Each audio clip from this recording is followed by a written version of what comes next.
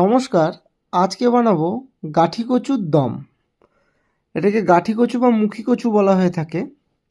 তো প্রথমে গাঠি কচুর খোসাগুলো ভালো করে ছাড়িয়ে নিয়ে আর আলুগুলোকেও এরকম মোটামুটি ডুমো সাইজে কেটে নিয়ে আমি প্রথমে তেলটা গরম করে প্রথমে আলুগুলোকে ফ্রাই করে নিয়েছিলাম।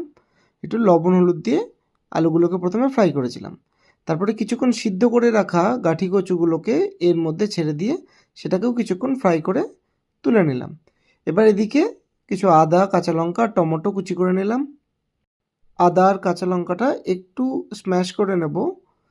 এবার সেম তেলের মধ্যেই ফোড়নে তেজপাতা, গোটা জিরা আর শুকনো লঙ্কা দিয়ে কিছুক্ষণ ফ্রাই করে নিয়ে এবার যে মশলাটা বানিয়েছিলাম আদা কাঁচা লঙ্কার সেটা দিয়ে টমেটো কুচিটা দিয়ে কিছুক্ষণ ফ্রাই করে এবার এর মধ্যে হলুদ, কাশ্মীরি লঙ্কার গুঁড়ো, জিরার গুঁড়ো, ধনের গুঁড়ো দিয়ে কিছুক্ষণ মিশিয়ে নেব।